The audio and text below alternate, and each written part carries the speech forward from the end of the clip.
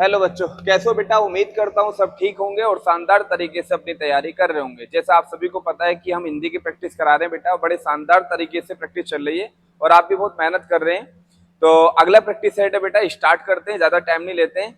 और पहला क्वेश्चन क्या है बेटा, आपके सामने ये रहा, जरा पढ़िए सब जने और सोचिए इसका आंसर क्या होगा। कि निम्नलिखित ध्वनियों की निर्दिष्ट विशेषताओं में कौन सा अशुद्ध है, ये आपको बताना बेटा। यहाँ पर कौन सा आपका अशुद्ध है, ठीक है। A option, B option, C option या डी ऑप्शन, बताइए बेटा क्या है। इन्होंने कहा पहले ऑप्शन में कि च तालव्य होता है। चलिए, च क्या महाप्राण में आता है, ये बात सही है गलत है। तो बेटा अगर आपने ए ऑप्शन लगाया होगा तो इज द करेक्ट आंसर, क्योंकि इसमें ए ही बनेगा और ए बी सी डी ये आपके सही है। क्यों है मैं आपको बताता हूं, ठीक है। देखो, तालव्य अगर बात करते बेटा तो हमारे जो स्पर्शी वर्गीय व्यंजन होते हैं, याद रखना, जो हमारे स्पर्शी वर्गीय व्यंजन होते हैं, ठीक है, स्पर्शी जो वर्गीय व्यंजन होते हैं बच्चों, स्पर्शी वर्गीय जो व्यंजन होते हैं, आप सभी को पता है इनकी संख्या कितनी होती है, 25 होती है, ठीक है। कितनी होती है बच्चों, 25 होती है। इन 25 में ही अगर मैं आपको कहूं बेटा कौन कौन से होते हैं 25, तो एक बार मैं आपको बता भी देता हूं। जैसे मान लो कै वर्ग, कै वर्ग में कौन कौन से आते हैं, जैसे कि कै, ख, ग, घ और आपका बेटा अणखर। ये आपका च वर्ग, च, छ, मैं एक बार ये सारे लिख देता हूं और उसके बाद आपको बताता हूं, ठीक है। ये ट वर्ग आता है बेटा,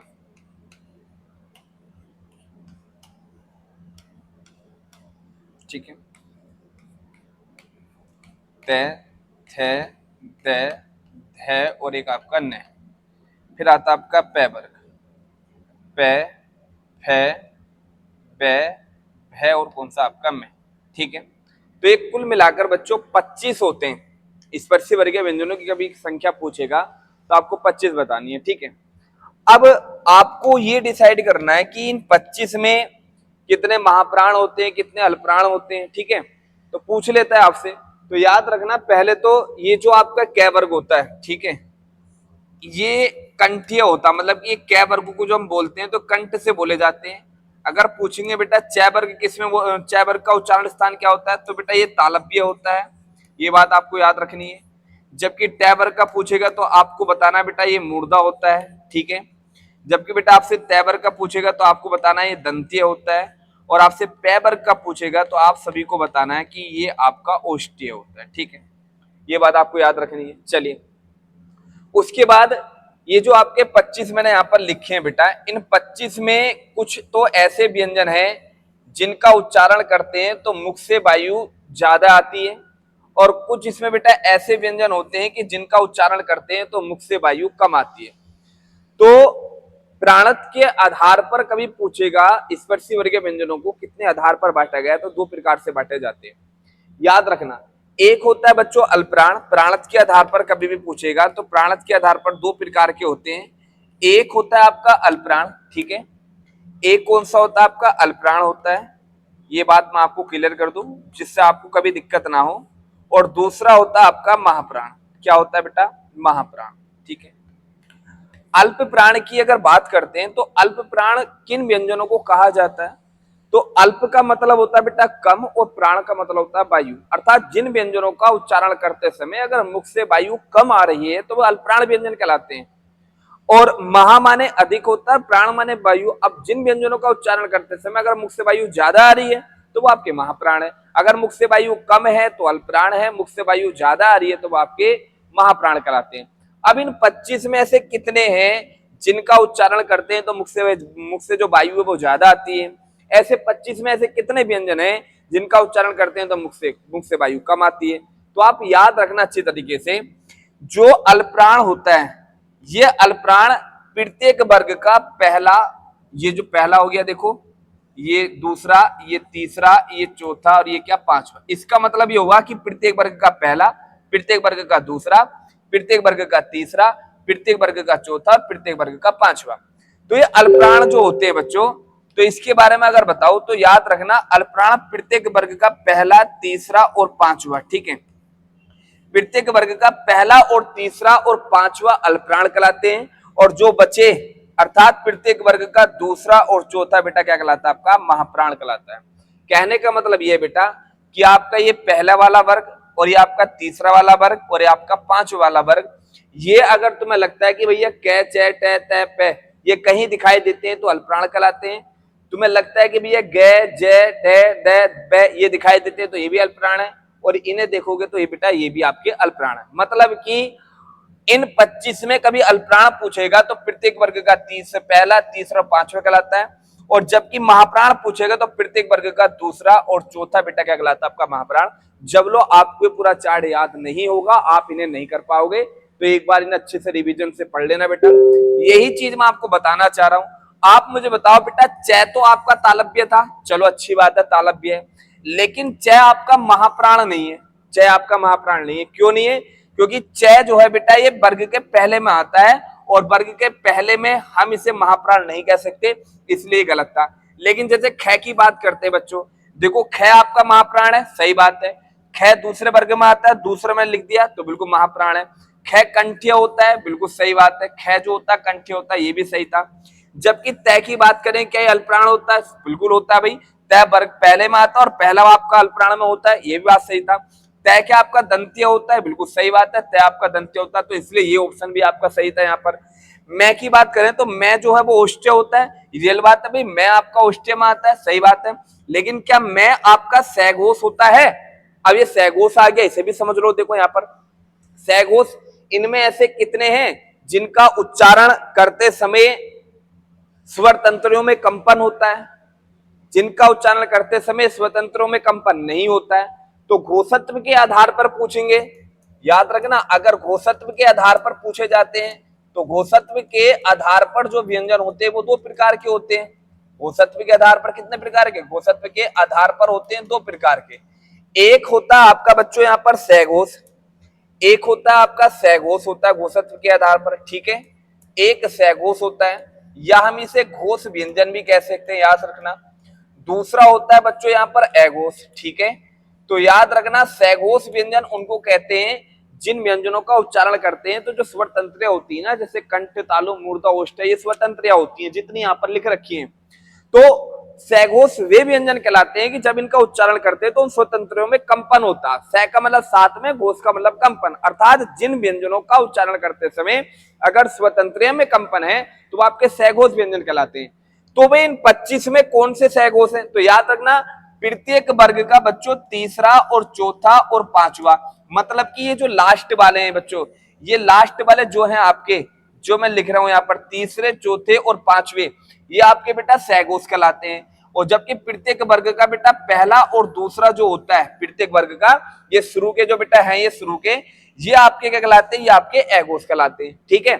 तो अब देख लो यहाँ पर, क्या ये मैं आपका सैघोष है? आप मुझे बताओगे सर मैं है, क्योंकि पांचवे में आता है और पांचवा मैंने आपको बता दिया सैघोष के अंतर्गत आता है, तो इसलिए ये ऑप्शन भी आपका कहता सही था। लेकिन यहाँ अशुद्ध पूछा था तो अशुद्ध यहाँ पर ए ऑप्शन हो गया था करेक्ट। उम्मीद करता हूं आपको सैघोष और अघोष समझ में आ गया होगा, अच्छी तरीके से मैंने आपको बता दिया है, कोई गलती मत करना, ठीक है ना। चलिए और अगर देखते हैं तो बेटा ये सब आपको याद रखना। इसमें एक चीज और याद रखना, कभी कभी पूछ लेता है, ये जो लास्ट वाले होते हैं ना, ये जो लास्ट वाले होते हैं प्रत्येक वर्ग के पंचम, अगर मैं आपसे कहूं कि प्रत्येक वर्ग का पंचम वर्ग, बेटा याद रखना, प्रत्येक वर्ग का जो पंचम वर्ण होता है, पंचम, प्रत्येक वर्ग का जो पंचम वर्ण होता है, पंचम वर्ण को याद रखना अनुनासिक कहा जाता है। क्या कहा जाता है? प्रत्येक वर्ग के पंचम वर्ण को अनुनासिक व्यंजन कहते हैं। क्या कहते हैं बेटा? अनुनासिक व्यंजन कहते हैं। ये बात आपको याद रखनी है, अनुनासिक व्यंजन कहते हैं। प्रत्येक वर्ग के पंचम वर्ग कौन से? जैसे कै का पंचम वर्ग ये हो गया, ठीक है। कै का पंचम वर्ग क्या हो गया बेटा? जैसे ये, ठीक है। इसका जैसे ये हो गया बेटा, जैसे यहाँ पर ये हुआ, और जैसा आपका न हुआ, और ये हो गया मैं। तो ये ऐसे व्यंजन हैं जो स्पर्शी वर्गीय व्यंजनों के पंचम वर्ग में काउंट किए जाते हैं, इनको बेटा अनुनासिक कहा जाता है। ये बात आपको याद रखनी है। दूसरी बात, इसमें जो बेटा चय वर्ग है, ठीक है, किसकी बात कर रहा हूं मैं आपको? चय वर्ग की। तो ये जो चय वर्ग होता है, ठीक है, तो मैं अगर बताऊं तो याद रखना, इस चय वर्ग को स्पर्श संघर्षी भी कहा जाता है। क्या कहा जाता है? स्पर्श संघर्षी व्यंजन भी इनको कहा जाता है। तो कभी भी अगर पूछे स्पर्श संघर्षी व्यंजन किन्हें कहा जाता है, तो बच्चों स्पर्श संघर्षी व्यंजन चय वर्ग को कहा जाता है। और चय वर्ग में चय, छ, जय, झ, झ, तो संख्या भी कितनी हो जाएगी बेटा? इनकी संख्या 5 हो जाएगी। ठीक है, ये मैंने जो पिछला टेस्ट था वहां पर मैंने आपको बताए थे स्पर्श संघर्षी कौन से होते हैं। ठीक है, वहां भी क्लियर कर दिए थे। तो ये स्पर्शी वर्गीय व्यंजनों से अगर कभी भी कोई क्वेश्चन आए बेटा तो गलती मत करना, पूरा मैंने आपको विस्तार बता दिया। और यहाँ से कुछ नहीं पूछेगा, इससे रिलेटिव कितने सहघोष है, इसमें कितने अघोष है, कितने अल्पप्राण है, कितने महाप्राण है, ये सारा विस्तार मैंने आपको बता दिया और आपको क्वेश्चन भी समझ में आ गया होगा। ठीक है, उम्मीद करता हूं पहला क्वेश्चन क्लियर हो चुका होगा और इसका विस्तार भी आपको समझ में आ गया होगा। अगले क्वेश्चन की ओर बढ़ते हैं। ठीक है, अच्छी तरीके से बेटा इसे नोट कर लेना सब जने। चलिए अगले क्वेश्चन की ओर बढ़ते हैं बेटा। और अगला क्वेश्चन क्या कहता है, जरा ध्यान से सुनना। यहाँ पर अगला क्वेश्चन देखिए बेटा कि इनमें कौन सा युग्म अगर बात करें तो तत्सम शब्दों का युग्म नहीं है। अच्छा, ये बताना है कि कौन सा ऐसा युग्म है जो तत्सम शब्दों का नहीं है। मतलब कि 3 ऐसे होंगे जो तत्सम ही होंगे और एक ऐसा होगा जो तत्सम नहीं होगा। तो आपको ये बताना भाई कौन सा ऐसा है। चलिए बताइए सब जने, कौन सा आंसर लगाओगे इसमें? सब जने बताओ।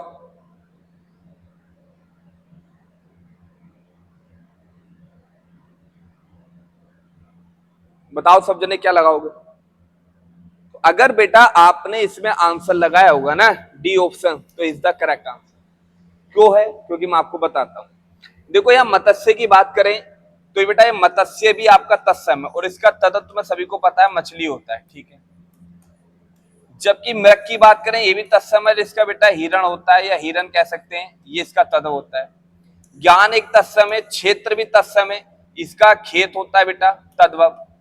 जबकि बेटा कर्म की बात करें तो कर्म का काम होता है और विद्या हमेशा तत्सम में रहता है, इसका तद्भव नहीं है। ज्ञान हमेशा तत्सम में रहता है, इसका तद्भव नहीं है। ठीक है, लेकिन दधि की बात करें तो दधि तो बेटा आपका तत्सम है। ठीक है, लेकिन अगर इसका तद्भव पूछेंगे तो आपका दही होता है। लेकिन भात जो बेटा है ना, ये भात, ये बेटा यहाँ पर तद्भव बन गया। क्या बन गया? तद्भव। क्योंकि यहाँ भात तद्भव है, तत्सम नहीं है। क्योंकि भात का तत्सम होता है बेटा भक्त। क्या होता है? भक्त। ये भक्त यहाँ पर तत्सम है, इसलिए बेटा यहाँ पर ये क्या था? आपका अलग था। इसलिए यहाँ पर ये क्या था बेटा? आपका अलग था। उम्मीद करता हूँ समझ में आ गया होगा। क्वेश्चन आपको लैंग्वेज समझ में आई नहीं आई, मैं एक बार फिर बताता हूँ। इसका मतलब ये था, आपको ये छांटना था कि सभी तत्सम होने चाहिए। ठीक है, सभी तत्सम होने चाहिए, सभी एग्जाम्पल तत्सम होने चाहिए। लेकिन यहाँ पर देखो ये दोनों तत्सम है। चलिए ये दोनों तत्सम थे, ठीक है, ये दोनों तत्सम थे, ठीक है। लेकिन यहाँ पर दधि तो तत्सम था, लेकिन ये भात यहाँ तद्भव था, इसलिए आपका क्या हो गया? अलग हो गया। तो इस लेवल के भी ऐसे क्वेश्चन कंफ्यूजन वाले बन जाते हैं, तो गलती मत करना। ठीक है, चलिए आगे चलते हैं बेटा। देखो मैंने कुछ यहाँ पर जो मेन तत्सम तद्भव होते हैं ना, उनके बारे में देखो यहाँ पर लिख रखा है। आपको इतना बेटा जितनी मैं सीट दे रहा हूँ ना, पूरी हिंदी भी ना पढ़े, ये रियल बता रहा हूँ आपको। जितने मैंने टेस्ट करा रहा हूँ, जब लो आपका पेपर होगा आप ये सारे टेस्ट निकाल कर जाओ, और जितने यहाँ पे डाटा लिख रहा हूँ ना सब पढ़ के जाओ। पूरा विस्तार मत पढ़ो, पूरी हिंदी मत पढ़ो, जितना टेस्ट आपको दे रहा हूँ ना इतना पढ़ लो, इसमें से आपको मिल जाएगा। आप मेहनत से अगर अच्छी तरीके से पढ़ रहे होंगे ना, तो बाकी में आपको एक एक क्वेश्चन मिलेगा। ठीक है, चलिए जैसे देखो यहाँ पर कुछ है आपके, जैसे मान लो वक एक तत्सम है और इसका आपसे तद्भव पूछेगा, तो वक तत्सम है और इसका तद्भव बेटा बगुला होता है। वृक्ष तत्सम है और इसका तद्भव वृक्ष होता है। वृक्षक बेटा एक आपका तत्सम है और बिच्छू इसका तद्भव होता है। वीर वनिता एक तत्सम है और इसका मेहरवानी तद्भव होता है बेटा। वर्धकनी एक तत्सम है, इसका वड़ाई बेटा एक तद्भव होता है। वारिद बेटा एक तत्सम है, जबकि बादल इसका तद्भव होता है। वातुलक एक तत्सम है, जबकि इसका बावला एक तद्भव होता है। वाद्य तत्सम है और वाजा इसका तद्भव है। बिल्व एक तत्सम है और बैल इसका तद्भव है। अग्रहायन का तत्सम है, जबकि अघन क्या है? इसका बेटा तद्भव है। पीडीएफ मिल जाएगी आप सभी को, एक बार मैंने बता रखा है, मैं ग्रुप में डाल दूंगा बेटा। ठीक है, जिसको नहीं पता पिछली वाली वीडियो देखना, सभी को पता कहाँ आपका ग्रुप है। ठीक है, चलिए आगे देखे बेटा। तो आगे देखो एलक्ष्य का तद्भव पूछेगा तो एलक्ष्य का अलक्ष्य होता है। अध्यय का मैंने आपको पता आज होता है। अग्रय का अगैड़ी होता है। अग्रणी का अगाड़ी होता है बेटा। अब घट का पूछेगा तो ओगर बताना है। अश्वनी का आसीन बताना है। आकाश तत्सम है और इसका आकाश तद्भव होता है। आत्मा तत्सम है, आप इसका तद्भव होता है। आदेश तत्समय, आदेश ये बेटा यहाँ पर ये जो बड़ा वाला स है ये तत्समय आता है आदेश में, छोटा वाला तद्भव में। आशीष बेटा ये आपका तद्भव तत्समय, जबकि इसका तद्भव आशीष होता है। आभीर बेटा ये तत्समय, जबकि इसका आहीर अहीर जो होता है बेटा क्या होता है आपका तद्भव होता है। ठीक है, चलिए आगे देखिए। जैसे आलस्य का पूछेगा तो आलस्य का आलस बताना है। आम्र तत्समय, तद्भव इसका आम होता है। ईस्ट आपका तत्समय, ईट इसका तद्भव होता है। ईंधन बेटा आपका तत्समय और इसका ईंधन बेटा याला। ये देखो न वाला और ये बिंदी वाला, ये बात आपको याद रखना है। तो एक कुछ अच्छे से पढ़ लेना बेटा। जैसे उलूखन है तो ये तत्समय ओखली इसका तद्भव है। उपवास तत्समय इसका उपास जो बेटा तद्भव है। तो कुछ मेन मैंने यहाँ पर दे रखे थे, इला का इलायची, तो अच्छे से पढ़ लेना, रिवीजन कर लेना। ठीक है, चलिए अगले क्वेश्चन की ओर आते हैं बेटा कि आपकी विदेश यात्रा मंगलमय हो, यह किस प्रकार का वाक्य है? बताइए बेटा क्या लगाओगे इसमें आंसर? कि आपकी विदेश यात्रा मंगलमय हो, आप इसका आंसर क्या लगाओगे? क्या ये इच्छावाचक वाक्य है? क्या ये संकेतवाचक वाक्य है? क्या ये निषेधवाचक वाक्य है? क्या आपका बेटा विधानवाचक वाक्य है? बताइए क्या आंसर है इसमें कि आपकी विदेश यात्रा मंगलमय हो, क्या इसका आंसर आप लगाओगे? तो अगर बेटा आप सभी ने इसका आंसर लगाया होगा ना, ए ऑप्शन तो इज द करेक्ट आंसर, क्योंकि यहाँ पर एक इच्छा व्यक्त करी जा रही है। ठीक है, कि आपकी विदेश यात्रा मंगलमय हो, ये क्या हो रही है? एक इच्छा व्यक्त की जा रही है। और ये अर्थ के आधार पर वाक्य होते हैं बेटा आपके 8 प्रकार के। उन 8 प्रकारों में से भेद दे रखे थे। ठीक है, कभी भी अगर पूछे अर्थ के आधार पर वाक्य कितने, तो 8 बताने, रचना के आधार पर 3 बताने। ठीक है, ये मैंने आपको बता दिया पिछले वाली वीडियो में। तो आपकी विदेश यात्रा मंगलमय हो, ये इच्छा व्यक्त करी जा रही है। और जहां जिस वाक्य में इच्छा का भाव झलकता है वो आपके इच्छावाचक वाक्य ही कहलाते हैं। ठीक है, तो इसलिए आंसर इसका क्या था बेटा? ए था। जैसे मान लो और एग्जाम्पल है, मैं आपसे को भाई एक क्रिया होती है बेटा चाहना। ठीक है, अगर चाहना क्रिया कभी भी आती है, ठीक है, चाहना अगर क्रिया कभी भी आती है तो भी बेटा वो इच्छावाचक वाक्य ही होता है। कौन सा होता है? इच्छावाचक वाक्य के अंतर्गत ही आता है। जैसे मैं सेब खाना चाहता हूं, मैं सेब खाना चाहता हूं, मैं सेब खाना चाहता हूं, मैं सेब खाना चाहता हूं। ठीक है, या कपिल कपिल अयोध्या जाना चाहता है, कपिल अयोध्या जाना चाहता है। ठीक है, तो अब यहां पर देखो, यहां पर ये चाहना क्रिया कभी भी तुम्हारे सामने आती है तो इनमें भी आपको बेटा इच्छावाचक वाक्य ही बताना। क्या बताना आपको? इच्छावाचक वाक्य बताना, क्योंकि ये इच्छा ही होती है। ठीक है, ये बात आपको याद रखनी है। ये सब क्या है बेटा? एक इच्छावाचक वाक्य है, तो ये बात आपको याद रखनी है। ठीक है, कभी कभी इसमें बेटा कुछ ऐसी चीज भी आ जाती है, मान लो तुम कहो कि किसी को हम आशीर्वाद भी दे देते हैं। ठीक है, या आपकी उम्र लंबी हो, या किसी को हम कह देते हैं कि जा तुझे नरक में भी जगह ना मिले, जा तुझे तुझे नरक में भी जगह ना मिले, जगह न मिले। तो ये भी तो एक इच्छा है, ये भी क्या एक इच्छा है। तो इच्छा का मतलब आप समझ जाना, जब कोई अचानक ही मन से कोई बात कही गई वो आपकी इच्छा है। अच्छे से समझना यहां पर। जबकि संकेतवाचक वाक्य होते हैं बेटा जब एक सेंटेंस दूसरे सेंटेंस पर निर्भर होता है। जब एक क्रिया, जैसे मान लो मैं आपसे कहूं कि यदि श्याम पुस्तक पढ़ता तो अवश्य उत्तीर्ण हो जाता। अब देखो संकेतवाचक वाक्य क्या? जब एक क्रिया का दूसरी क्रिया पर निर्भर होना हो। अब ये उत्तीर्ण होना किस पे निर्भर था? बच्चों उसके पढ़ने पर। तो ऐसे सेंटेंस, या तुम्हें लगेगा भी यदि से या अगर से कोई सेंटेंस जुड़ा हुआ और वो तो से स्टार्टिंग है दो सेंटेंस, तो वो आपका इसमें आता है। निषेधवाचक वाक्य उसे कहते हैं बेटा कि जिन वाक्यों में न, नहीं अर्थात मत का प्रयोग किया जाता है, अर्थात जिन सेंटेंस में किसी क्रिया का न होना पाया जाए। ठीक है, असंगत वर्ड भी आ जाता है इसमें, असंगत भी आ जाता है, असंगत। ठीक है, जैसे वह इस दीवार पर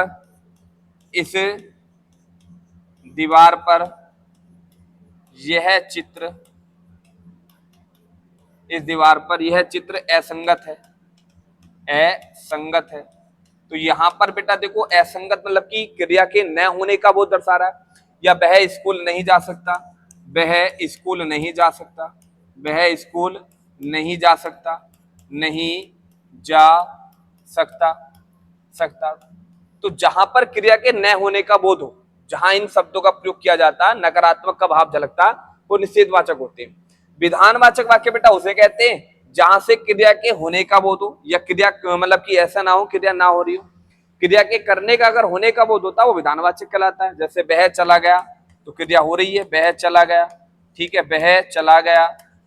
या पक्षी आकाश में उड़ते हैं तो क्रिया के होने का बोध है, पक्षी आकाश में उड़ते हैं, पक्षी आकाश में उड़ते हैं, पक्षी आकाश में उड़ते हैं। तो जहां पर क्रिया के होने का बोध होता है वो आपके बेटा क्या होते हैं, विधानवाचक वाक्य। और इच्छा मैंने आपको बता ही दिया है। और संकेतवाचक जब एक क्रिया का दूसरी क्रिया पर निर्भर होना पाया जाए, निषेधवाचक न होने पर, विधानवाचक जब क्रिया का होना पाया जाए। ठीक है, तो याद रखना कभी भी अगर मान लो अगर ये भी पूछे कि अर्थ के आधार पर वाक्य कितने होते हैं बेटा, तो ये अर्थ के आधार पर कभी पूछेगा, अर्थ के आधार पर कभी पूछेगा तो अर्थ के आधार पर वाक्य बेटा आपके 8 होते हैं। और जबकि रचना के आधार पर पूछे, रचना के आधार पर, तो रचना के आधार पर आपको बेटा वाक्य बताने हैं 3। ठीक है, और तुम्हें सभी को पता है वो 3 कौन कौन से होते हैं। सरल होता है एक, कौन सा होता है बेटा, सरल वाक्य होता है। एक बच्चों यहाँ पर संयुक्त वाक्य होता है, ठीक है, और एक होता है आपका मिश्र वाक्य। कौन सा होता है, मिश्र वाक्य। चलिए, तो उम्मीद करता हूं ये क्वेश्चन भी क्लियर हो गया होगा। चलें अगले क्वेश्चन की ओर बढ़े बेटा।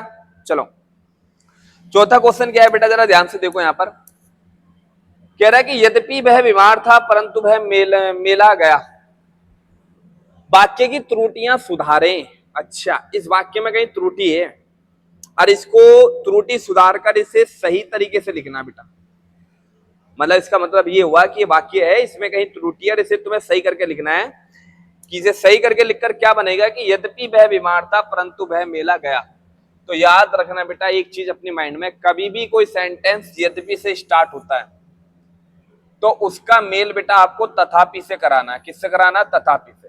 यद्यपि का संबंध तथापि से होता है, इसलिए करेक्ट आंसर इसका क्या होगा बेटा, सी। जैसे जैसे से कोई सेंटेंस स्टार्ट हुआ तो शुद्ध रूप में वाक्य वो वैसे से स्टार्टिंग होगा दूसरा वाक्य। जैसे कोई सेंटेंस जहां से स्टार्ट हुआ तो शुद्ध रूप में उसका दूसरा सेंटेंस बेटा आपको वहां से स्टार्ट करना पड़ेगा, ये शुद्ध वाक्य में। ठीक है, जैसे तुमने कोई सेंटेंस जब से स्टार्ट करा तो दूसरा सेंटेंस शुद्ध रूप में आपको तब से स्टार्ट करना पड़ेगा, ये बात आपको याद रखनी है। जैसे मान लो तुमने कोई सेंटेंस जो ही से स्टार्ट करा, जो ही से स्टार्ट करा, तो उसका शुद्ध वाक्य तुम्हें बेटा तो ही से स्टार्ट करना पड़ेगा। ये कुछ संबंध होते हैं वाक्य में कि अगर मान लो पहले वाले वाक्य की स्टार्टिंग तुमने इससे करी है तो दूसरे वाले वाक्य की स्टार्टिंग शब्दों से आपको करनी बहुत जरूरी है। तो ये बात याद रखना। जैसे यहाँ पर यद्यपि का मेल किससे करना पड़ता है, तथापि से, तो इसलिए यहाँ पर करेक्ट आंसर आपका सी होगा। ठीक है, चलिए अगले क्वेश्चन की ओर बढ़ते बेटा।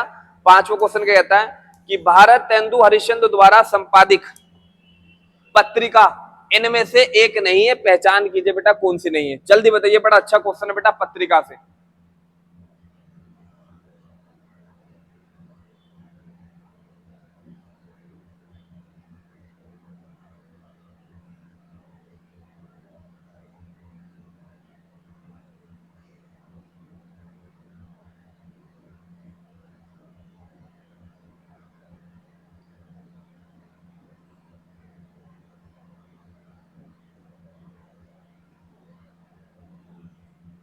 बताइए बेटा कौन सी नहीं है भारत तेंदु हरिश्चंद्र की।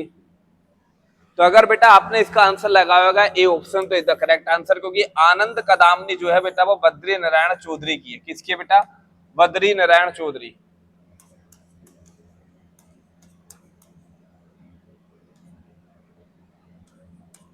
बद्री नारायण चौधरी की रचना बेटा ये, वो पत्रिका जो है बद्री नारायण चौधरी। ये हम ऐसे ही कर सकते बेटा, बद्री नारायण नारायण चौधरी। ठीक है, बद्री नारायण चौधरी। तो ये जो है बेटा रचना वो किसकी, आपकी वो रचना का नाम आ रहा, पत्रिका किसकी है, बद्री नारायण चौधरी की। जबकि हरिश्चंद्र मैगनीज, बाला बोधनी और कवि वचन सुधा, ये तीनों की तीनों बेटा आपकी भारतेंदु हरिश्चंद्र द्वारा संपादित पत्रिका है, ठीक है। जबकि आनंद कदामनी इनकी नहीं है, आनंद कदामनी किसकी है, बद्री नारायण चौधरी की है, तो इसलिए करेक्ट आंसर इसका ए हो जाएगा, ठीक है। चलिए अगले क्वेश्चन की ओर बढ़ते हैं बेटा। अगला क्वेश्चन देखिए कि निम्नलिखित कथनों में कौन सा सही नहीं है, ये आपको डिसाइड करना है। बताइए बेटा कौन सा सही नहीं है, बताओ। असमिया उड़िया का विकास मागधी अपभ्रंश से नहीं हुआ, क्या ये सही नहीं है? अवधी और बघेली बोलियों का विकास पूर्वी हिंदी से हुआ है। हरियाणवी ब्रजभाषा बोलियों का विकास बिहारी उपभाषा से नहीं हुआ है। बताइए बेटा पूर्वी हिंदी का विकास अर्धमगधी अपभ्रंश से हुआ है, कौन सा इसमें सही नहीं है? तो अगर बेटा आपने लगाया हुआ इसमें ए ऑप्शन, तो इसका करेक्ट आंसर है। क्यों? क्योंकि बेटा ये आपकी बात करेंगे ना, असमिया उड़िया का विकास मागधी अपभ्रंश से नहीं हुआ है, ये कहना गलत है, क्योंकि इनका हुआ है। असमिया का, उड़िया का, बांग्ला का, बिहारी का, इनका सबका कहां से हुआ है बेटा? आपका मागधी अपभ्रंश से हुआ है, ठीक है, याद रखना। असमिया का पूछे किस अपभ्रंश से हुआ है बच्चों, आपसे पूछे उड़िया का किस अपभ्रंश से हुआ है, या आपसे बांग्ला का पूछे बांग्ला का, ठीक है, या आपसे बेटा बिहारी का पूछे, तो ये सारी किस अपभ्रंश से निकली है? मागधी अपभ्रंश से निकली है। किससे निकली है? मागधी अपभ्रंश से निकली है, ये बात आपको याद रखनी है, ठीक है। जबकि बेटा अवधी की बात करो, बघेली की बात करो, अवधी, बघेली और छत्तीसगढ़ी, ठीक है, ये जो पूर्वी हिंदी के अंतर्गत आती है वो कितनी आती है? 3 ही आती है पूर्वी हिंदी में, ABCD, ठीक है। पूर्वी हिंदी में A और V और C, A से क्या आती है बेटा? आपकी अवधी आती है, बिल्कुल सही है। B से बघेली आती है, ये भी इसमें आती है। C से आपकी छत्तीसगढ़ी इसमें आती है, छत्तीसगढ़ी। तो याद रखना अवधी, बघेली, छत्तीसगढ़ी ये मागधी मतलब पूर्वी हिंदी से विकसित हुई है, तो ये आपका कहना सही है इसका। जबकि हरियाणवी ब्रजभाषा बोलियां जो है ये बिहारी उपभाषा से नहीं हुई है, बिल्कुल सही है, बिहारी से नहीं हुई है, बिहारी उपभाषा का संबंध इनका है नहीं, क्योंकि हरियाणवी की बात करो, ब्रजभाषा की बात करो बेटा, ये सब की सब आपकी सोर सैनी अपभ्रंश से विकसित हुई है।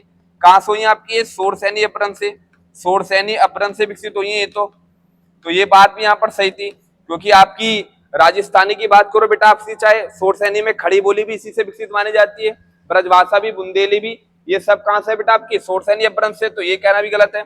जबकि पूर्वी हिंदी का विकास अर्धमागधी अपभ्रंश से हुआ है, बिल्कुल सही बात है, पूर्वी हिंदी का विकास जो है वो आपका अर्धमागधी अपभ्रंश से ही तो हुआ है, तो इसलिए बेटा यहाँ ए ऑप्शन गलत था, ठीक है। चलिए अगले क्वेश्चन की ओर बढ़ते बेटा। यहाँ पर 7वां क्वेश्चन देखिए, इनमें से किस शब्द का प्रयोग हमेशा बहुवचन में होता है? बताइए कौन सा ऐसा शब्द जिसका प्रयोग हमेशा बहुवचन में किया जाता है?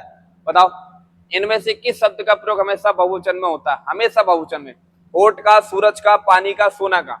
तो अगर बेटा आपने ए ऑप्शन लगाया होगा तो इसका करेक्ट आंसर है, क्योंकि बेटा सूरज, पानी और सोना ये सदैव एक वचन में रहते हैं। किस में रहते हैं?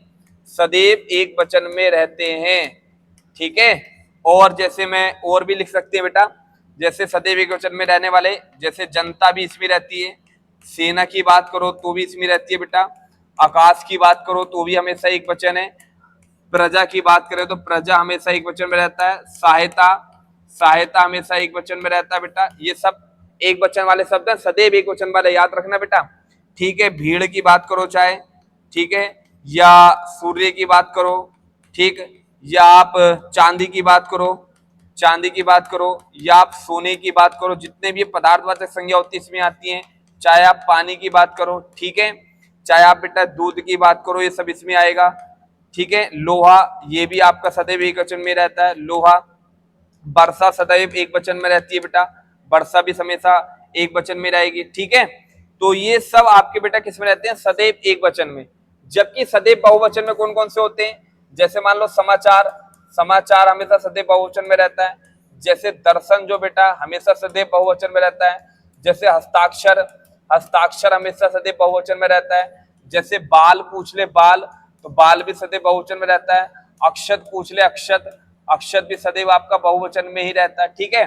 दर्शन हो जाएगा, अक्षत हो जाएगा, ये ऐसे शब्द है बेटा जो सदैव आपके बहुवचन में ही रहते हैं। और सबसे फेमस है बेटा आंसू, आंसू भी सदैव बेटा आपका बहुवचन में ही रहता है, ठीक है। तो याद रखना सूरज, पानी, सोना ये सब एक वचन में रहते हैं, जबकि होठ जो है ये सदैव बहुवचन में, इनका हम एक वचन नहीं बना सकते और इनका हम बहुवचन नहीं बना सकते। चलिए 8वां क्वेश्चन बेटा जल्दी जल्दी करते हैं बेटा। 8वां क्वेश्चन क्या है यहाँ पर देखिए कि परीक्षा के दिनों में छात्र दिन रात पढ़ते हैं, इस वाक्य में दिन रात किस प्रकार का क्रिया विशेषण है बताइए बेटा।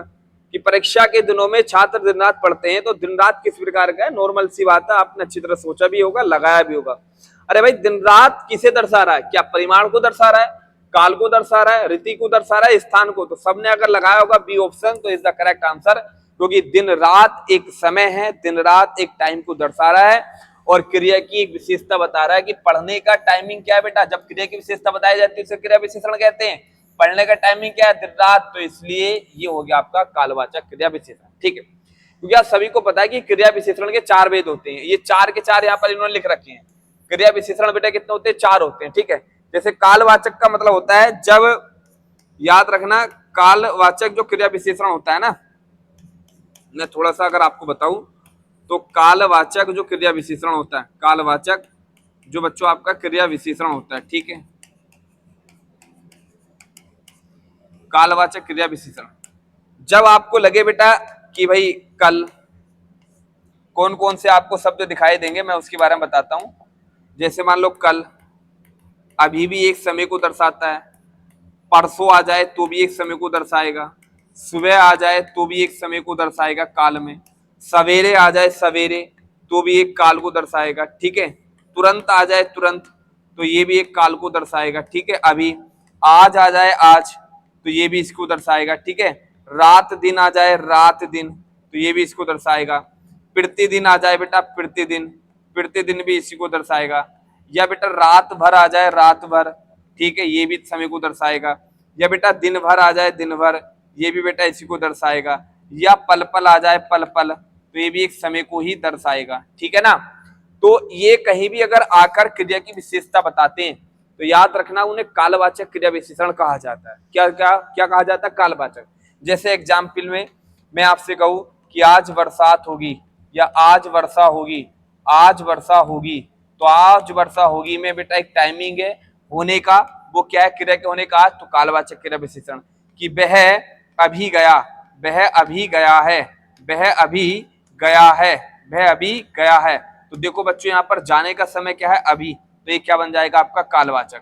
जैसे तुम प्रतिदिन, तुम प्रतिदिन, तुम प्रतिदिन उठा करो, तुम प्रतिदिन उठा करो, तो प्रतिदिन उठा करो, तो ये उठने का समय क्या है बेटा, यहाँ पर प्रतिदिन समय को बता रहा है, तो ये आपका बेटा क्या, कालवाचक है। ठीक है, जब भी क्रिया से बेटा कब का आपको जवाब निकले, जब भी क्रिया से कब का जवाब निकले वो कालवाचक ही कहलाता है। आज वर्षा होगी, कब होगी, आज। वह अभी गया, कब गया, अभी। तुम प्रतिदिन उठा करो, कब उठा करो, प्रतिदिन। तो जब भी कब से जवाब निकलता है तो आपका कालवाचक होता है।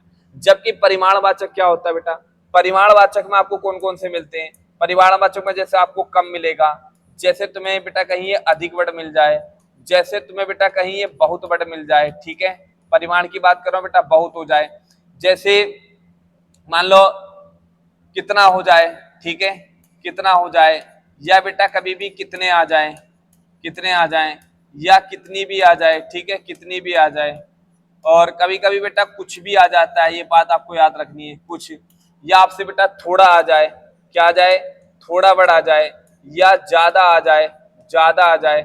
ठीक है, या न्यून हो जाए। ठीक है, या ऐसे शब्द जब भी आते हैं और क्रिया की विशेषता बताने का काम करते हैं तो इनको परिमाणवाचक क्रिया विशेषण कहा जाता है।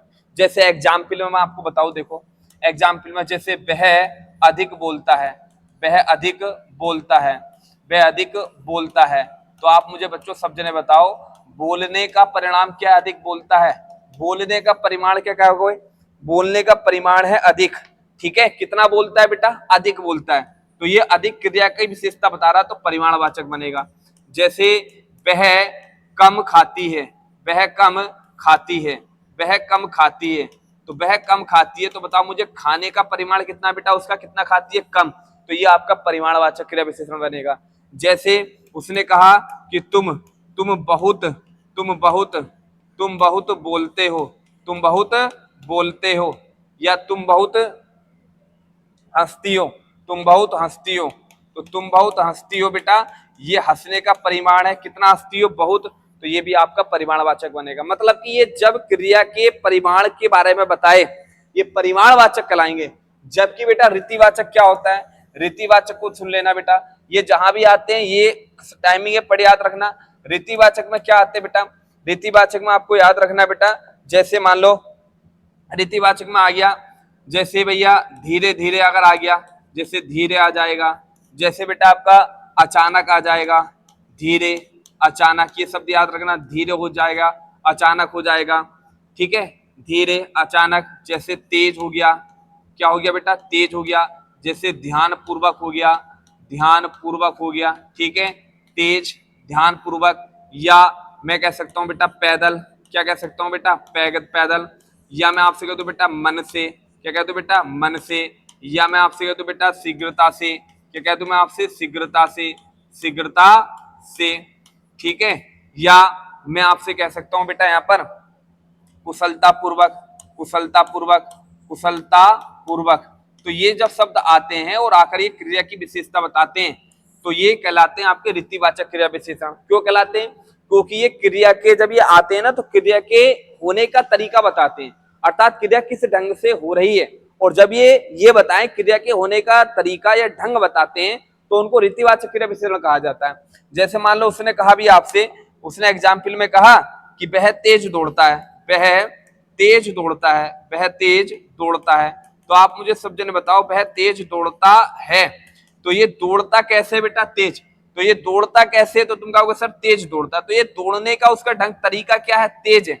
तो ऐसी चीजें कभी आती हैं तो आपके रीतिवाचक क्रिया विशेषण में काउंट होती है। स्थानवाचक क्या होते हैं बेटा, स्थानवाचक में आपको क्लियर कर दो बेटा, यहाँ पर 2 मिनट लगेगी।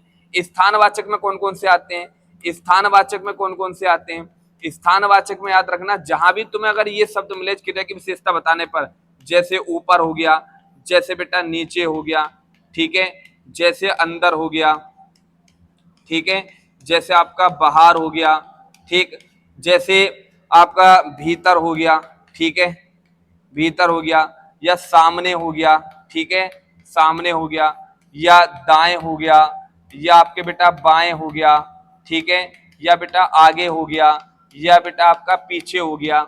मतलब ऐसे शब्द जो बेटा क्रिया के स्थान का वो दर्शाएं कि क्रिया किस स्थान पर घटित हो रही है, ठीक है, तो वो आपके स्थान में काउंट होते हैं। किसमें होते हैं बच्चों, स्थानवाचक क्रिया विशेषण कहलाते हैं।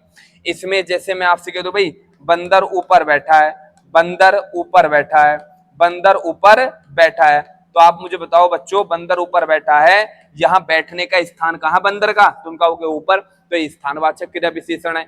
जैसे मैं कह दूं वह आगे चला गया, वह आगे चला गया, वह आगे चला गया, चला गया, तो उसके जाने का स्थान कहाँ है, तुम कहोगे सर आगे। तो ये होता है आपके स्थानवाचक। 1 मिनट लगी, पूरा रिवीजन कर लिया हमने, पूरा क्रिया विशेषण ही पढ़ लिया भाई। इसे कहते हैं अच्छी तरीके से रिवीजन करना, और इस तरीके से आपने रिवीजन करा ना हर किसी चैप्टर का, जरूरी नहीं कि हिंदी का, जीएस का हो, मैथ का हो, या रीजनिंग का हो, किसी भी चीज का हो, और इस लेवल से आप किसी चीज की प्रैक्टिस करते हो तो गारंटी के साथ कहता हूं नंबर मतलब आएगा जरूर भाई, आएगा, सब क्वेश्चन आपको मिलेंगे, और अच्छे से आप उनको समझकर पढ़ोगे ना तो वो तो बेनिफिट मिलता है इन चीजों का। अब देखो 2 मिनट में हमने सारा रिवीजन कर लिया, पढ़ भी लिया। हमने कहा कि अगर ये मिलते हैं आकर ये क्रिया के समय को बताते हैं तो कालवाचक क्रिया विशेषण। मैंने बताया भाई ये अगर आकर क्रिया के परिमाण को दर्शाते हैं तो परिमाणवाचक क्रिया विशेषण, अगर ये आकर क्रिया के होने का तरीका बताते हैं कि ढंग से हो रही है तो रीतिवाचक, ये आकर क्रिया का स्थान बताते हैं तो स्थानवाचक। खत्म। अब कभी भी कोई क्वेश्चन आएगा तो आप गलती तो नहीं करोगे ना, ठीक है, तो यहाँ पर ये क्लियर हुआ। चलिए, तो ये बात आपको याद रखनी है बेटा। तो अगले क्वेश्चन की ओर बढ़ते हैं बेटा, चलें। चलिए अगला क्वेश्चन देखिए बेटा, यहाँ पर 8वां क्वेश्चन, 9वां क्वेश्चन देखो बेटा यहाँ पर कि निम्नलिखित में से 4 विकल्पों में से उस विकल्प का चयन करें जो क्रिया के भेद वाला सही विकल्प को है, सही विकल्प हो। बताइए बेटा। शिक्षक ने विद्यार्थी से पुस्तक पढ़वाई, बताइए, शिक्षक ने विद्यार्थी से पुस्तक पढ़वाई, ये एक साथ ही लिख दिया, गैप नहीं करा बेटा, इसे मैं शिक्षक ने यहां अलग से बेटा, यहाँ पर शिक्षक ने विद्यार्थी से पुस्तक पढ़वाई। अब ये आपसे ये पूछ रहा है कि बेटा इसमें कौन सी क्रिया का प्रयोग किया गया, बताइए। पढ़वाई, बताओ कौन सी क्रिया है इसमें कि शिक्षक ने छात्रों से पुस्तक पढ़वाई। तो अगर बेटा आपने लगाया होगा इसमें ए ऑप्शन तो इसका करेक्ट आंसर, क्योंकि बेटा प्राणार्थक क्रिया की अगर बात करूं तो प्राणार्थक क्रिया उसे कहते हैं जब कर्ता या तो किसी के लिए कुछ करता है या किसी से कार्य करवाता है, और जिस क्रिया में तुम्हें लगता है आना वाना प्रत्यय का प्रयोग किया जा रहा है वो आपकी प्राणार्थक क्रिया ही होती है, ठीक है। तो याद रखना प्राणार्थक क्रिया उसे कहते हैं कि जिस क्रिया में करता या तो किसी के लिए कुछ करता है, किसी से कुछ करवाता है। प्राणार्थक क्रिया बेटा दो प्रकार की होती है, याद रखना। एक होती है आपकी प्रथम प्राणार्थक क्रिया, कौन सी होती है? प्रथम प्राणार्थक क्रिया, ठीक है। और दूसरी होती है आपकी द्वितीय प्राणार्थक क्रिया, द्वितीय प्राणार्थक क्रिया, ठीक है। प्रथम प्राणार्थक क्रिया में बच्चों कभी पूछेगा तो आना प्रत्यय का प्रयोग किया जाता है, द्वितीय प्राणार्थक क्रिया में बाना प्रत्यय का प्रयोग किया जाता है, ठीक है। और ये द्वितीय प्राणार्थक क्रिया वो क्रिया होती है जब कर्ता किसी दूसरे से कार्य करवाता है। अगर मान लो यहाँ पर ये पूछने लगता है कि कौन सी प्राणार्थक क्रिया का कौन सा भेद है ये, तो ये आपका द्वितीय प्राणार्थक क्रिया है, क्योंकि यहाँ पर कर्ता किसी से कुछ कार्य करवा रहा है, ठीक है। जैसे मान लो वो कभी कभी ये ऐसे पूछ लेता है, जैसे मान लो उसने कोई क्रिया दी, क्या दी उसने बेटा? कोई क्रिया दी, क्रिया देकर वो कह देगा बताइए इसकी प्रथम प्राणार्थक क्रिया क्या है, इसकी प्रथम प्राणार्थक क्रिया क्या है, या इसकी द्वितीय प्राणार्थक क्रिया क्या है। तो याद रखना, गलती मत करना। जैसे मान लो उसने कहा कि चलना है, चलने की प्रथम प्राणार्थक क्रिया क्या होगी? जैसे उसने कहा भाई हंसना है, तो हंसने की प्रथम प्राणार्थक क्रिया क्या होगी? जैसे उसने कहा भैया रोना है, रोने की प्रथम प्राणार्थक क्रिया क्या होगी? जैसे उसने कहा भाई दौड़ना है, दौड़ने की प्रथम प्राणार्थक क्रिया क्या होगी? जैसे उसने कहा भाई आपको देखना है, तो देखने की प्रथम या द्वितीय प्राणार्थक क्रिया क्या होगी? तो ऐसी कंडीशन में जब आपसे क्वेश्चन पूछे तो याद रखना, कभी अगर प्रथम प्राणार्थक क्रिया पूछे कोई क्रिया देकर तो उसमें आपको आना प्रत्यय डिसाइड करना है, द्वितीय पूछेगा तो उसमें आपको बाना प्रत्यय लगाना है। जैसे चलने की प्रथम पूछेगा तो आपको लिखना है चलाना, क्या लिखना है बेटा? चलाना, आना लग गया। हंसने की पूछेगा तो आपको लगाना है हंसाना, प्रथम में आना लगाना है बेटा। रोने की आपको लिखना है रुलाना, ठीक है। जैसे उसने पूछा दौड़ने की तो दौड़ाना, दौड़ाना, ठीक है। या पूछे आपसे देखने की तो बेटा दिखाना, तो आना से प्रथम बनती है, बाना लगा दोगे तो बेटा वो द्वितीय बन जाएगी। जैसे चलने की पूछेगा तो इसकी द्वितीय क्या बन जाएगी? चलवाना, तो बाना लगाकर द्वितीय बनाना, ठीक है। हंसने की हो जाएगी बेटा हंसवाना, हंसवाना, हंसवाना। जैसे रोने की हो जाएगी रुलवाना, क्या हो जाएगी बेटा? रुलवाना। ऐसी बेटा दौड़ने की पूछेगा तो दौड़वाना, दौड़वाना, ठीक है। ऐसी अगर मान लो उसने दिखने की पूछी तो दिखवाना, दिखवाना। तो बाना लगकर द्वितीय बतानी है और आना लगाकर आपको प्रथम बतानी है। और द्वितीय प्राणार्थक क्रिया बेटा वही है जो मैंने आपको बताया कि जब कर्ता किसी से कार्य करवाए। जैसे मान लो माने माने माने माने बच्ची से काम करवाया, करवाया, ठीक है। या उसने उससे किताब पढ़वाई। अब देखो यहां पर, यहां मां काम करवा रही है बच्ची से और यहां उसने काम करा रहा उससे। और जब आपको लगे कि यहां पर कर्ता किसी दूसरे से कार्य करवाता है तो उसको कहा जाता है बच्चों द्वितीय प्राणार्थक क्रिया। क्या कहा जाता है उसे? द्वितीय प्राणार्थक क्रिया। प्रथम प्राणार्थक क्रिया जब कोई कर्ता किसी के लिए कुछ कार्य करता है, ठीक है। जैसे मैं आपसे कह दूं कोई श्याम श्याम पुस्तक पढ़ाता है, तो यहां श्याम किसी से कार्य नहीं कर रहा है, यहां तो श्याम किसी के लिए कार्य, किसी को तो पढ़ा रहा है। तो जब कोई कर्ता किसी के लिए कुछ करता है तो वो कहलाती है प्रथम प्राणार्थक क्रिया, और जब कर्ता किसी दूसरे से कार्य करवाता है तो उसे कहते हैं द्वितीय प्राणार्थक क्रिया। और क्रिया देकर कभी पूछे कि बताइए चलने की प्रथम प्राणार्थक क्रिया तो चलाना, चलने की द्वितीय पूछेगा तो उसमें बाना लगा देना। और कभी आपको लगे कि ऐसा कोई सेंटेंस आ रहा है तुम्हारे सामने, देखो तो पहचान क्या, देखो जहां क्रिया के अंत में तुम्हें बा दिखाई दे रहा है तो द्वितीय प्राणार्थक क्रिया है, जहां तुम्हें आ दिखाई दे रहा है तो आपकी बेटा बनेगी प्रथम प्राणार्थक क्रिया। तो ये कभी भी प्राणार्थक क्रिया से कोई क्वेश्चन आए तो जैसे शिक्षक ने विद्यार्थी से पुस्तक पढ़वाई तो शिक्षक ने कार्य करवाया विद्यार्थी से, यही बनेगी आपकी प्राणार्थक क्रिया, ठीक है। और बेटा नाम धातु क्रिया आप सभी को पता है कि नाम धातु क्रिया मैंने कई बार कह दिया आपसे कि जैसे आपका नाम धातु क्रिया में बतियाना पूछेगा तो बतियाना एक नाम धातु क्रिया बेटा, ठीक है। लतियाना लात मारने से लतियाना बनती है, एक नाम धातु क्रिया है, ठीक है। लाठी मारने से लठियाना बनती है, एक नाम धातु क्रिया है, ठीक है। बतियाना लठियाना ये क्या है बेटा? एक नाम धातु क्रिया है जो संज्ञा सर्वनाम विशेषण इनमें क्रिया लगकर बनाई जाती है, तो ठीक है। तो बतियाना हो जाएगा, लठियाना हो जाएगा, ठीक है, लतियाना हो जाएगा या बतियाना हो जाएगा, ठीक है। या हम कह सकते हैं बेटा कि बतियाना हो गया, लात मारने से लतियाना, झूठ बोलने से झुटलाना भी हो जाएगा, बात करने से बतियाना भी हो जाएगा, ठीक है, और लाठी मारने से लठियाना भी हो जाएगा, ये बात है। और साठ होने से सठियाना भी एक बेटा नाम धातु क्रिया है, कभी पूछेगा सठियाना। तो अगर ये क्रिया देकर पूछा जा रहा है कि बतियाना, लथियाना, लठियाना और सठियाना कैसी क्रिया है, तो नाम धातु क्रिया है। पूर्वकालिक क्रिया आपको पता होनी चाहिए बेटा कि जब वाक्य में एक ही समय में एक से ज्यादा क्रिया होती है और उनमें सबसे पहले होने वाली क्रिया को ही क्या कहा जाता है, पूर्वकालिक क्रिया।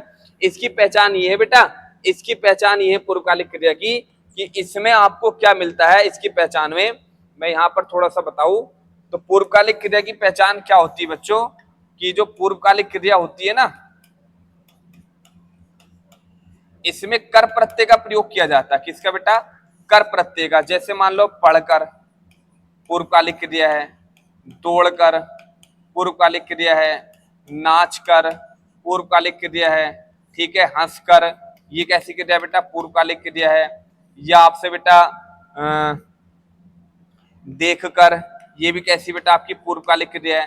तो जो कर प्रत्यय क्रिया में या धातु में कर प्रत्यय के योग से जो क्रिया बनती है उसको पूर्वकालिक क्रिया कहते हैं। अब इसी को वो वाक्य में कन्वर्ट कर देता है। जैसे वह दौड़कर बैठ गया और वह दौड़कर बैठ गया। बस आपसे पूछेगा ये किस प्रकार की क्रिया है, तो कर प्रत्यय कहीं तुम्हें दिखाई दे जाए बेटा तो यही आपका कहलाएगा पूर्वकालिक क्रिया, ठीक है। संयुक्त क्रिया आप सभी को पता है बेटा, संयुक्त क्रिया वो क्रिया होती है जब मुख्य क्रिया प्लस सहायक क्रिया को ऐड कर दिया जाता है, वो संयुक्त क्रिया होती है। जैसे नॉर्मल सी बात है, मैं आपसे कह दूं वह चला गया,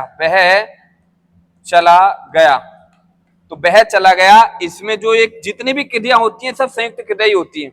वाक्य में जितनी भी क्रियाएं लास्ट में ये सब संयुक्त क्रिया होती हैं, तो याद रखना संयुक्त क्रिया, ठीक है। सारी की चीजें क्लियर हो गई। पूर्वकालिक आपको समझ में आ गया, नाम धातु आ गया, प्राणार्थक क्रिया आ गया। अब इससे कभी भी क्वेश्चन आएगा तो गलती मत करना। चलिए अगले क्वेश्चन की ओर बढ़ते बेटा। 10वां क्वेश्चन क्या जरा देखिए, इनमें से किस वाक्य में गलत विशेषण प्रयुक्त हुआ है, बताइए बेटा, किसमें आपका गलत विशेषण प्रयुक्त हुआ है।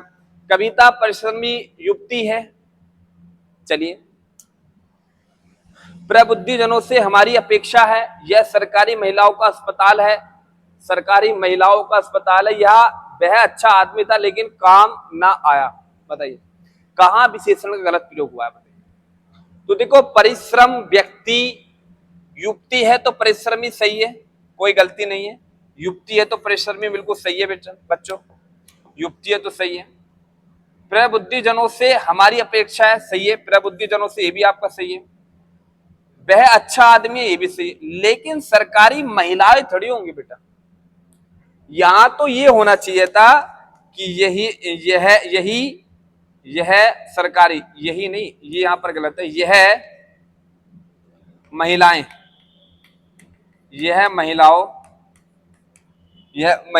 का सरकारी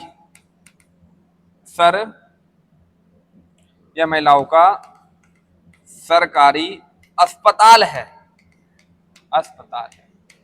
ये होना चाहिए था कि यह महिलाओं का सरकारी अस्पताल है, क्योंकि ये सरकारी अस्पताल की जो सरकारी विशेषता ना विशेषण बनकर आया वो महिलाओं की नहीं होगा। यहाँ सरकारी विशेषता सही लगाने के लिए अस्पताल पर लगाना पड़ेगा, ठीक है ना।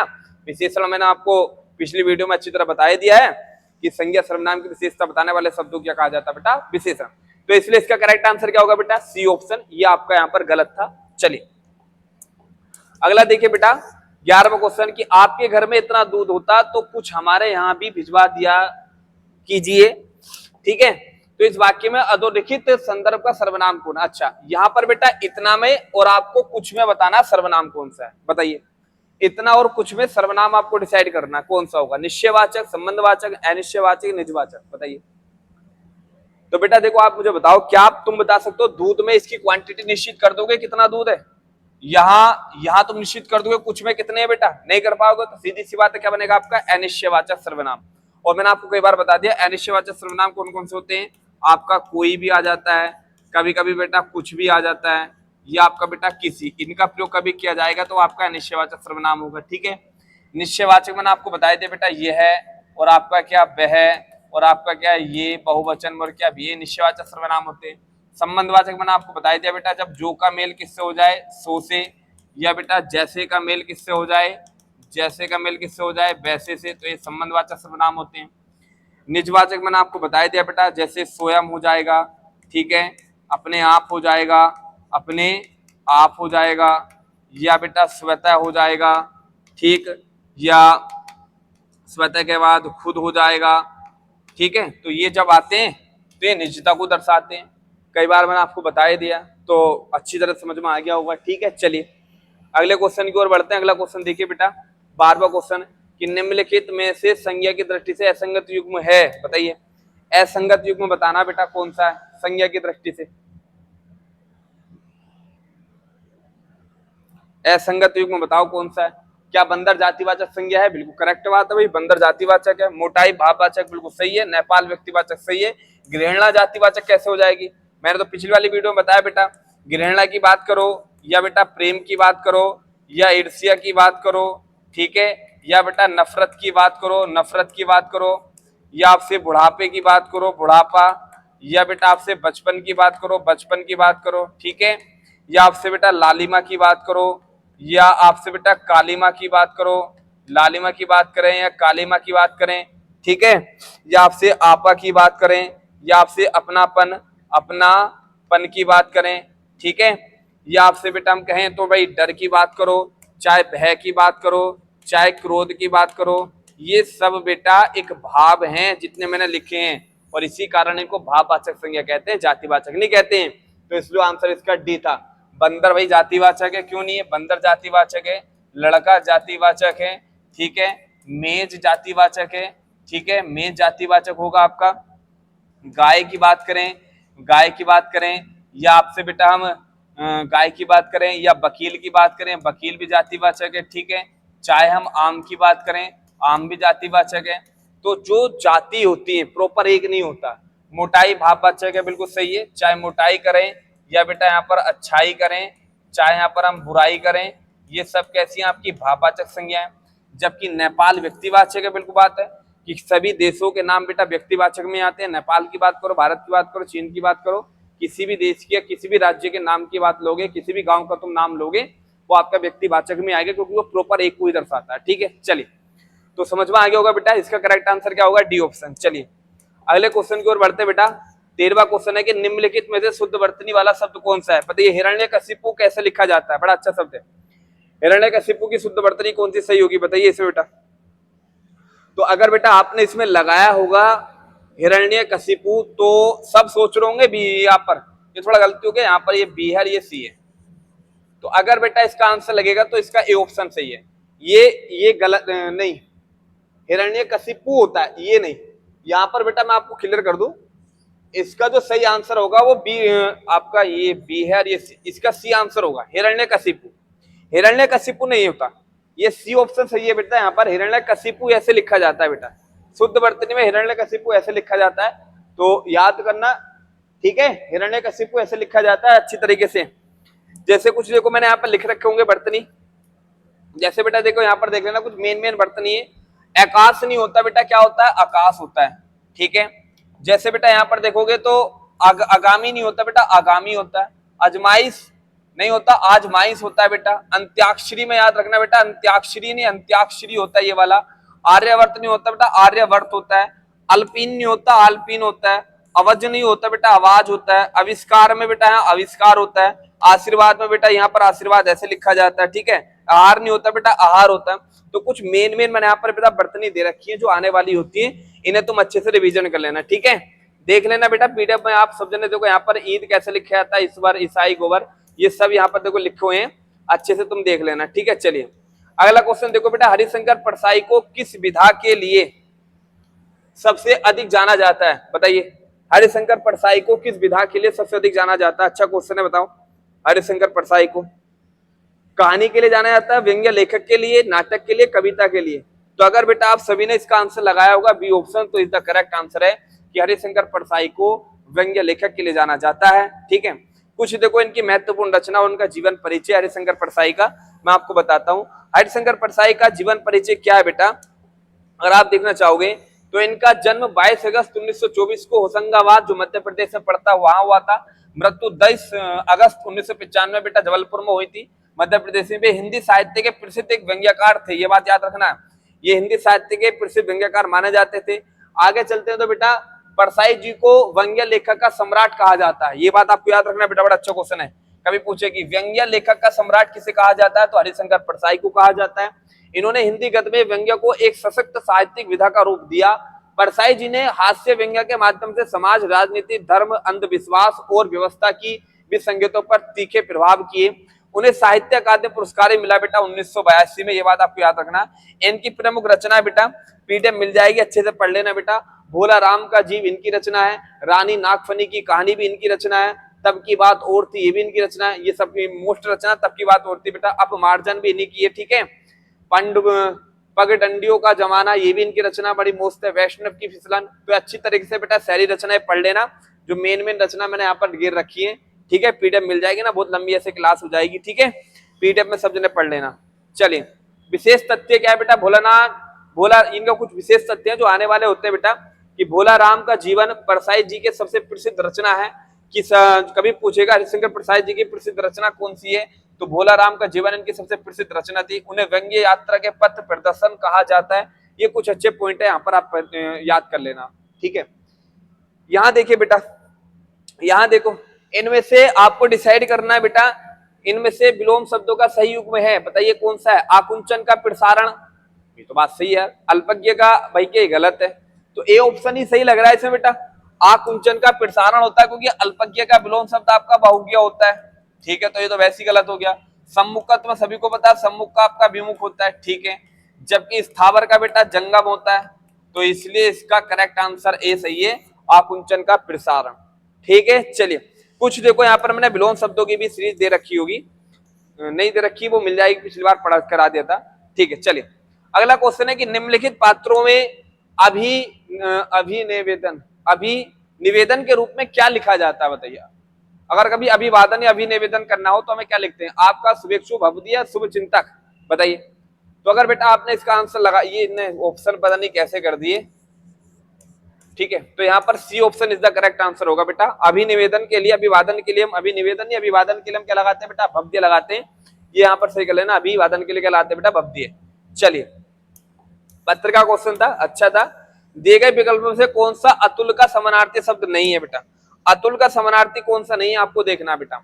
अतुल माने होता है बेटा जो अनोखा होता है, सही है।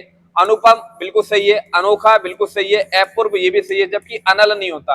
अनल माने बच्चों क्या होती है, आग होती है, ठीक है। ज्वाला माने क्या होती है बेटा, आग होती है। बेसवानर वो किसका पर्यायवाची है बेटा, तो बेसवानर की अगर बात करें बेटा यहाँ पर, तो ये बेसवानर भी आपका बच्चों आग का ही पर्यायवाची होता है। बेसवानर भी आग का ही होता है, याद रखना, ठीक है। हुतासन पूछेगा, हुतासन किसका है, तो हुतासन भी आग का ही पर्यायवाची होता है। धूम्रकेतु पूछेगा बेटा, धूम्रकेतु, तो धूम्रकेतु अगर पूछेगा तो धूम्रकेतु माने भी बेटा आपकी अग्नि होती है, ठीक है। धूम्रकेतु भी किसका होता है बेटा, अग्नि का। वायु सखा पूछेगा, वायु सखा, तो याद रखना बेटा वायु सखा भी किसका होता है, अग्नि का ही पर्यायवाची होता है, ठीक है। वायु सखा भी अग्नि का। अनल माने भी क्या होती है बेटा, अग्नि ही होती है, ये आपको याद रखना है। अनल माने भी क्या होती है, अग्नि होती है। तो ये बेटा किसके होते हैं, अग्नि के पर्यायवाची। जबकि बेसवानर में बेटा एक शब्द आ रहा है आपका बानर। अगर मान लो बानर की बात करें, बानर के पर्यायवाची क्या होते हैं, तो आप सभी को पता है बानर माने होता है बंदर, ठीक है। कपी माने क्या होता है, तो सभी को याद होना चाहिए बेटा, कपी माने भी बंदर होता है। कपीस माने पूछेगा तो कपीस माने भी बंदर होता है बेटा। पूछे मरकट माने, मरकट किसका पर्यायवाची बेटा, तो मरकट भी बंदर का ही पर्यायवाची होता है। कीस माने पूछे, कीस माने क्या होता है, तो कीस माने भी बंदर होता है बेटा। पूछे शाखा मृग किसका पर्यायवाची है, तो बेटा शाखा मृग भी बंदर का ही होता है। और जबकि बच्चों अलग से मृग पूछेगा ना, मृग, तो याद रखना मृग माने बच्चों हिरण होती है, क्या होती है, हिरण होती है। और कृष्ण सार भी पूछे किसका पर्यायवाची है, तो कृष्ण सार भी बेटा हिरण का ही पर्यायवाची, याद रखना, बड़ा अच्छा शब्द है कृष्ण सार, ठीक है। जबकि बेटा अगर हम आगे बात करें यहाँ पर, तो एक शब्द यहाँ पर धूम्रकेतु में तुम्हें केतु नजर आ रहा होगा बेटा, और केतु कहा जाता है झंडे को। केतु किसे कहते हैं बेटा, झंडे को। केतु झंडे का होता है। पताका किसे कहते हैं, पताका झंडे का होता है, ठीक है। परचम पूछेगा, परचम, तो परचम झंडे का होता है। ध्वजा, ध्वजा भी किसका होता है बेटा, झंडे का ही पर्यायवाची होता है, ठीक है। ये बात याद रखना। वायु सखा में तुम्हें बेटा नजर आ रहा है वायु, तो वायु की अगर बात करें तो वायु माने बेटा हवा होती है। अनिल माने पूछेगा तो बेटा अनिल माने भी हवा होती है, ठीक है। आपसे पूछेगा समीर किसका पर्यायवाची है, तो समीर भी किसका होता है, हवा का होता है। प्रभात पूछेगा, प्रभात माने भी बेटा प्रभात नहीं होता बेटा, समीर हो गया। प्रभंजन पूछे, प्रभंजन किसका, प्रभंजन भी आपका बेटा हवा का ही पर्यायवाची है, ठीक है। समीर, अनिल, समीर, प्रभंजन, वायु, ये सब किसके होते हैं बेटा, हवा के ही पर्यायवाची होते हैं, ठीक है। ये बात आपको याद रखनी कुछ अच्छे। और क्या बन सकते हैं, तो मेन मैंने आपको बता दिया बेटा, अनुप हो गया, अपूर्व हो गया, ये बात आपको याद रखनी बेटा। रोहिताश्व में, ठीक है, हुतासन हो जाएगा, ठीक है, और बेसवानर हो जाएगा, ठीक है, और वायु सखा तो हो ही गया आपका, वायु सखा भी हो जाएगा, ठीक है। रोहिताश्वी किसका होता है बेटा, रोहिताश्वी अग्नि का ही होता है। रोहिताश्व पूछेगा तो रोहिताश्वी बेटा अग्नि का ही पर्यायवाची होता है। और जबकि खाली रोहित पूछेगा, रोहित, तो रोहित माने बच्चों खून होता है। रोहित माने क्या होता है, खून होता है, ठीक है। लहू माने क्या होता है, खून होता है। रुधिर माने क्या होता है बच्चों, रुधिर माने भी खून होता है। सोडित पूछे, सोडित किसका पर्यायवाची है, तो सोडित माने भी बेटा खून ही होता है, ठीक है। जबकि अश्व की अगर बात करें तो अश्व को तुम्हें याद होना चाहिए। अश्व में, अश्व का क्या होता है, अश्व माने होता है घोड़ा। अश्व किसका होता है, घोड़े का पर्यायवाची होता है, ठीक है। बाजी किसका होता है, बाजी घोड़े का होता है। सैंदव पूछेगा, सैंदव किसका पर्यायवाची है, तो सैंदव आपको घोड़े का बताना है। हाय पूछेगा, हाय माने क्या है, तो घोड़ा बताना है। तुरंग माने पूछे, तुरंग माने क्या है, तो आपको घोड़ा बताना है। घोटक पूछे, घोटक किसका पर्यायवाची है, तो घोटक माने भी घोड़ा ही होता है। रवि पुत्र पूछे, रवि पुत्र किसका पर्यायवाची है, तो रवि पुत्र भी बाल को घोड़े का ही पर्यायवाची होता है, याद रखना, ठीक है, घोड़े का। और जबकि खाली रवि किसका पर्यायवाची होता है बताइए, खाली रवि किसका होता है, सभी को पता होना चाहिए बेटा। रवि तो आपका बेटा सूर्य का होता है, ठीक है। दिनकर पूछे, दिनकर किसका पर्यायवाची है, दिनकर सूर्य का होता है। दिवाकर पूछे, दिवाकर किसका पर्यायवाची है, तो दिवाकर का अर्थ भी सूर्य होता है, ठीक है। दिनकर, प्रभाकर भी पूछे, प्रभाकर किसका है, तो सूर्य का ही पर्यायवाची है। अंशुमाली पूछे, अंशुमाली किसका है बेटा, तो अंशु जो माली है ना, अंशुमाली भी सूर्य का ही होता है, ठीक है। सविता माने भी बेटा सूर्य ही होता है, सविता, अंशुमाली।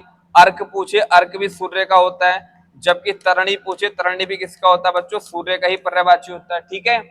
पुत्र का तुम्हें पता ही है बेटा, पुत्र के क्या क्या होते हैं। और खाली अंशु किसका होता है, अंशु जो होता है बेटा, अंशु का मतलब होता है किरण से। अंशु किसका होता है, किरण का पर्यायवाची होता है। मरीचि पूछेगा, मरीचि भी किरण का ही होता है, ठीक है। रश्मि पूछेगा, रश्मि भी क्या होता है, तो रश्मि भी किरण का होता है। और प्रभा भी किसका होता है बेटा, प्रभा भी किरण का ही पर्यायवाची होता है, ठीक है। तो जो मोस्ट आपकी बुकैब है मैंने आपको लिख दिया बेटा यहाँ पर, ठीक है। जो मोस्ट होते हैं मैंने लिख दिया। जबकि बेटा पुत्र की बात करें आपसे, तो पुत्र के तुम्हें पता ही होना चाहिए, अनुज पुत्र का होता है, ठीक है। आत्मज पूछेगा, आत्मज किसका होता है, ये पुत्र का होता है। तनुज पूछेगा, तनुज किसका पर्यायवाची है, ये पुत्र का होता है। सुत माने पूछेगा, सुत माने क्या होता है, तो पुत्र होता है, ठीक है। तो याद रखना ये सुत पुत्र का ही पर्यायवाची है। तनुज हो जाएगा, अनुज हो जाएगा, सुत हो जाएगा, यानी। और सुबन माने भी बेटा पुत्री होता है। सुबन पूछेगा किसका, पुत्र का। अपत्य नहीं हो सकता, जबकि इनमें आप प्रत्यय लगा देते हैं तो पुत्री का बन जाता है बेटा। अनुजा या आत्मजा, आत्मजा, ठीक है, या बेटा तनुजा, इनमें अगर आप प्रत्यय लगा देते हैं तो पुत्री के बन जाते हैं बेटा ये। जैसे सुता हो जाएगा, ठीक है। पुत्री का दुहिता भी होता है, ये बात आपको याद रखनी है। तो ये जो पोर्शन है ये तो बेटा आपके पुत्री के होते हैं। जबकि अगर ये पूछेगा तो किसके होते हैं, पुत्र के होते हैं, ठीक है। तो अच्छे से रिवीजन कर लेना बेटा, लिख लेना अच्छे तरीके से, जो मेन होते हैं किसके क्या पर्यायवाची है, तो समझ में आ गया होगा 17वां क्वेश्चन भी, ठीक है। चलिए अगले क्वेश्चन की ओर बढ़ते हैं बेटा। निम्नलिखित वाक्यों में सरल वाक्य में परिवर्तित कीजिए। अच्छा, को सरल वाक्य में परिवर्तित करना बताइए बेटा, को सरल वाक्य में हमें बदलना है, कैसे बदलेंगे। उसने कहा कि मैं विदेशी हूं, उसने कहा कि मैं विदेशी हूं, तो उसने कहा, क्योंकि की से जुड़ा हुआ मैंने कल बताया था बेटा, वो मिश्र वाक्य होता है। की से जुड़ा हुआ क्या है, एक मिश्र वाक्य होता है, लेकिन हमें इसे सरल में बदलना है। तो सरल में बदलने के लिए आपको क्या करना पड़ेगा भैया, देखो यहाँ पर कि दिए हुए वाक्य में परिवर्तन संभव नहीं है, ऐसा नहीं बदल सकते, ये तो नहीं हो सकता।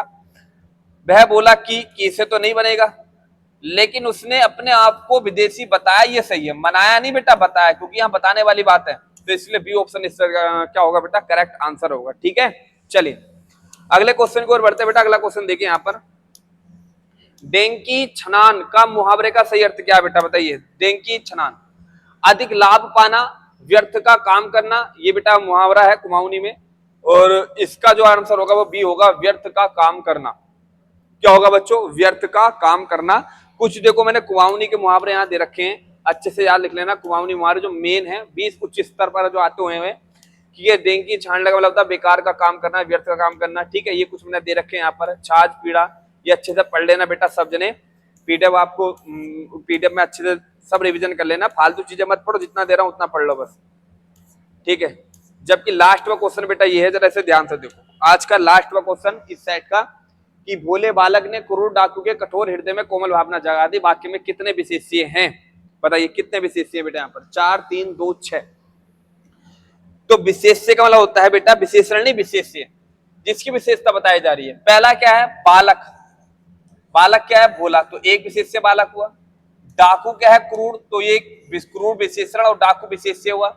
हृदय क्या है, कठोर, तो कठोर विशेषण और हृदय विशेष्य हुआ। भावना क्या है बेटा, कोमल, तो कोमल विशेषण भावना है। मतलब कि 4 ही विशेषण है और 4 ही विशेष्य हैं, तो आंसर होगा इसका ए ऑप्शन। ठीक है बेटा, उम्मीद करता हूं बेटा आपको ये सेट में भी बड़ा मजा आया होगा, वो शानदार तरीके से आप प्रैक्टिस कर रहे होंगे। रेगुलरली जब लोग आपका पेपर नहीं हो जाता, मैं आपको ऐसे ही प्रैक्टिस करवाता रहूंगा। बस आप अच्छे से पढ़िए और वीडियो को लाइक और कमेंट करके मुझे जरूर बता करिए आपको कैसी वीडियो लग रही है। मैं आपके लिए इतनी मेहनत कर रहा हूँ कि ये समझ लेना, क्वेश्चन को टाइप करना, उसे आपके लिए मतलब टाइप करके अच्छे क्वेश्चन बनाना और तुम्हें देना, कि आपको कोई दिक्कत ना हो। ठीक है, तो अगली वीडियो में मिलते हैं बेटा, अगले टेस्ट में। जय हिंद।